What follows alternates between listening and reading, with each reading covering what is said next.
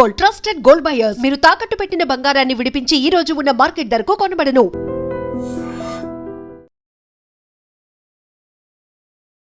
మన రౌడీ విజయ్ దేవరకొండ మేనమామ విజయ్ దేవరకొండ రష్మిక పెళ్లిలో ఎక్కడ పెట్టినా ఆయనే కనిపించారు. పెద్ద పెద్ద గెస్టులు అందరినీ ఆయనే ఇన్వైట్ చేశారు. సో ఈరోజు యష్ గారు మన స్టూడియోలో ఉన్నారు. ఆయనతో మాట్లాడి విజయ్ రష్మిక పెళ్ళి ఎలా జరిగింది, పెళ్లి పనుల్లో ఆయన పాత్ర ఏంటి, అలాగే ఆయన కెరీర్ ఎలా సాగుతుంది, ఇలాంటి అన్ని విషయాలు తెలుసుకుందాం. హాయ్ సార్, నమస్తే. నమస్తే రాజు గారు. బాగున్నారు సార్? బాగున్నాం సార్. ఫస్ట్ ఆఫ్ ఆల్ మీరు ఏమనుకోనంటే అడగకూడదు, బట్ అడుగుతున్నాను, మీ ఏజ్ ఎంత?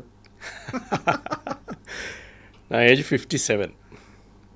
ఎంత యంగ్గా, ఎంత స్టైలిష్గా కనిపిస్తున్నారంటే మేబీ మీ మేనల్లుడికి మేనమామ పోలికి వచ్చినట్టుంది.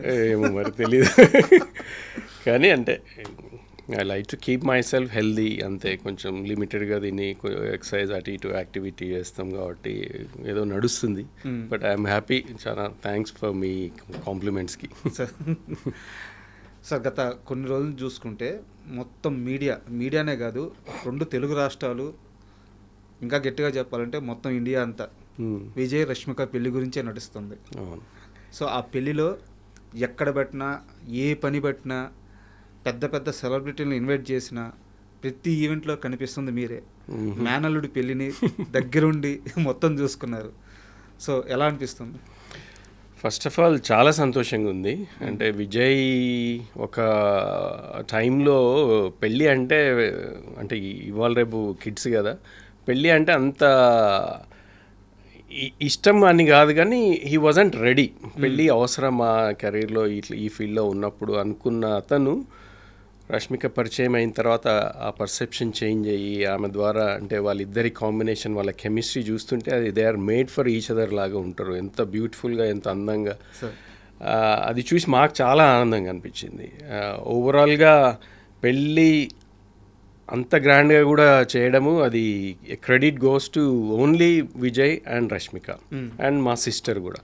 మా సిస్టర్ కూడా ఎక్కడ తక్కువ కాకుండా చాలా ముద్దుగా, ప్రేమగా అన్నీ చేయించింది ఆ పెళ్ళి. అందుకు మా కాంట్రిబ్యూషన్, నేనేమో ఇక్కడ ఉండను, మొత్తం పెళ్లి పనుల్లో నేను కనపడ్డా కానీ నేను చేసింది తక్కువే. మొత్తం ప్లానింగ్ అంతా వాళ్ళదే. So we are very happy the way it went. ఏ ఈవెంట్లో కూడా ఎలాంటి డిస్ట్రప్షన్స్ కానీ ఎలాంటి అడ్డంకులు లేకుండా చాలా స్మూత్గా జరిగింది. మేము ఉదయపూర్లో కూడా అక్కడ 4 days ఉన్నప్పుడు ఎవ్రీడే ఒక ఈవెంట్ ఉంది. ఆ ఎవ్రీడే ఈవెంట్లో కూడా ఎక్కడ కూడా ఇబ్బందులు లేకుండా వచ్చిన గెస్ట్లందరికీ కూడా చాలా, అంటే పెళ్ళికి మనం వెళ్తే పెళ్ళి చూసేసి అక్షంతలు జల్లి వస్తాము, కానీ ఇంతమందిని 200 మందిని ఒక వేరే డెస్టినేషన్ తీసుకెళ్ళి వాళ్ళని లుక్ ఆఫ్టర్ చేయడం అన్నది it's a big challenge. And అక్కడ తీసుకెళ్ళేదో హోటల్లో పెట్టడం కాదు, అంటే ఒక్కొక్క ఈవెంట్, ఒక్కొక్క డే వాళ్ళు ఒక ఫన్ ఫ్యాక్టర్ క్రియేట్ చేసారు. అంటే వచ్చిన గెస్ట్లందరికీ కూడా ఒక మెమరబుల్ ఈవెంట్ లాగా ఉండాలన్నది వాళ్ళ ఆలోచన. And they achieve that. Everyday మేము క్రికెట్ ఆడినాము, అక్కడ పూల్ ఆడినాము, అది ఆడినాము, స్విమ్మింగ్ చేసినాము. ఎవ్రీడే ఏదో ఒక ఈవెంట్ ఉండే, ప్రతి వచ్చిన గెస్ట్లందరూ కూడా పార్టిసిపేట్ చేసి they enjoyed. It was like a holiday, not just their marriage, but it was like a holiday for వచ్చిన గెస్ట్లందరికీ కూడా. సో అట్లాంటి ప్లానింగ్ అన్నది అది నాకు అనిపిస్తుంది ఒక విజయ్కే వస్తాయేమో అట్లాంటి ఆలోచనలు అనిపిస్తాయి. ఏది చేస్తా కానీ డిఫరెంట్గా, వెరైటీగా చేయాలనుకుంటుంటాడు. And credit goes to both the couple.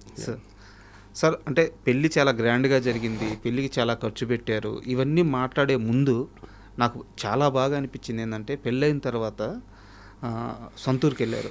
అక్కడ వెళ్ళిన తర్వాత వాళ్ళ గ్రాండ్ పేరెంట్స్ సంబంధించిన సమాధుల దగ్గర అంత పెద్ద స్టార్ హీరో ఇన్ని కోట్లు పెట్టి పెళ్లి చేసుకున్నారు, ఇంత పెద్ద ఫ్యాన్ ఫాలోయింగ్, అన్నిటిని కాస్త పక్కన పెట్టి వాళ్ళ గ్రాండ్ పేరెంట్స్ దగ్గరికి వెళ్ళి చాలా కామన్ మ్యాన్ లాగా, అంటే మాలా కామన్ మ్యాన్ లాగా వెళ్ళి వాళ్ళకి దండం పెట్టుకుంటూ అంత డౌన్ టు ఎర్త్ ఉండడం, సో చాలా ఆనందంగా అనిపించింది సార్. అది నిజంగానే ఆ పోస్ట్ కూడా చాలా వైరల్ అయినట్టుంది.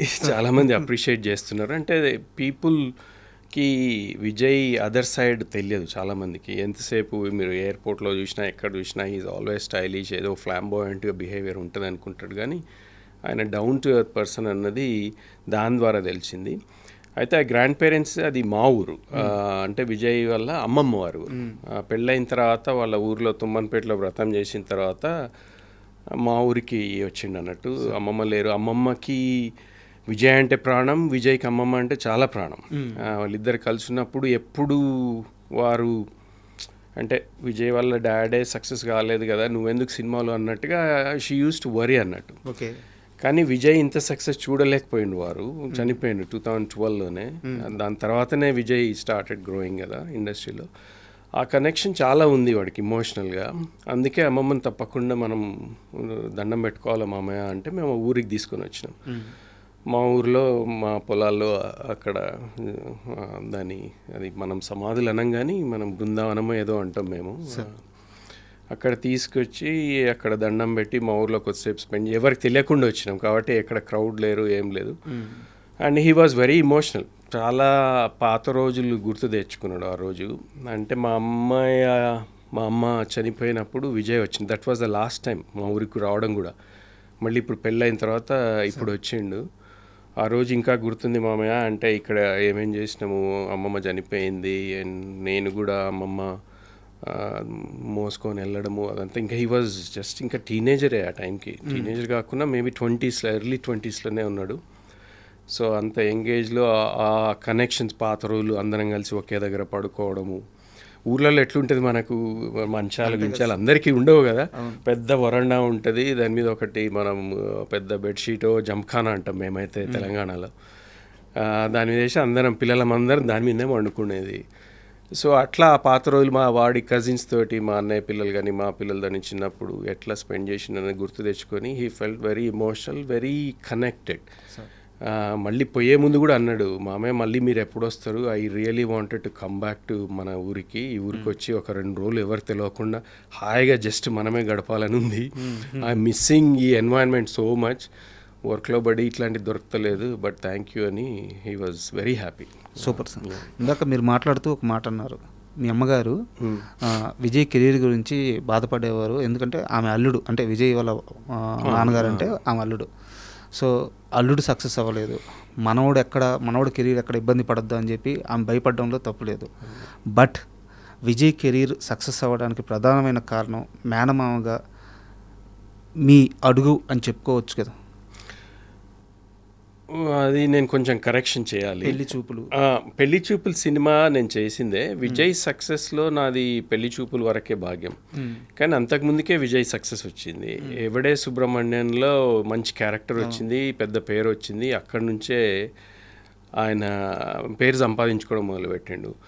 కానీ పెళ్లి చూపుల కంటే ముందు విజయ్ పడ్డ కష్టం చాలామందికి తెలియదు. అందరూ అనుకుంటారు పెళ్లి చూపులు మేనమామ తీసినందుకు సడన్గా పైకి వచ్చినాను, కానీ దాంతకంటే ముందు 10 years వాడు థియేటర్ చేసిండు.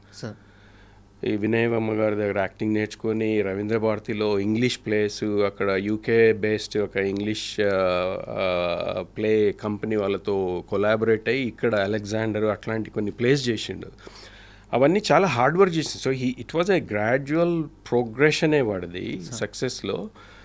ఆ టాలెంట్ ఉంది, ఆ హార్డ్ వర్క్ ఉంది, ఆ డిసిప్లిన్ ఉంది, అవన్నీ ఉన్నందుకే సక్సెస్ అయ్యింది. కానీ జస్ట్ బికాజ్ ఏదో నేను మేనమామగా పెళ్లి చూపులు తీసినందుకు మాత్రమే సక్సెస్ అయ్యింది అనడం ఐ డోంట్ అగ్రీ. కానీ నా ఉద్దేశం కూడా అది కాదు. బట్ అంటే నా ఉద్దేశం ఏంటంటే బావగారు ప్రయత్నించారు, కుదరలేదు.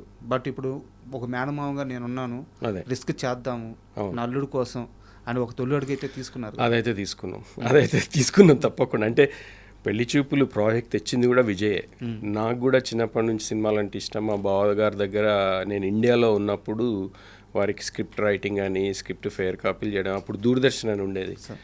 వాటి కోసం మేము సీరియల్ అప్రూవల్ కోసం బాగా ట్రై చేస్తూ ఉండేది. అప్రూవ్ కాకపోతుండే, కానీ ఆ వర్క్లో రైటర్స్ దగ్గరికి వెళ్ళి అట్లా కొంచెం నాకు కూడా అనుభవం ఉండింది. కాబట్టి విజయ్కి తెలుసు మామయ్యకు సినిమాలు అంటే ఇష్టం. ఎవడే సుబ్రహ్మణ్యం అని తర్వాత నేను వాడికి ఫోన్ చేసి కంగ్రాచులేట్ చేసినప్పుడు we had a brief discussion, ఏదైనా మంచిది ఉంటే మనం చేయాలన్నట్టు ఒక థాట్ ఉండింది.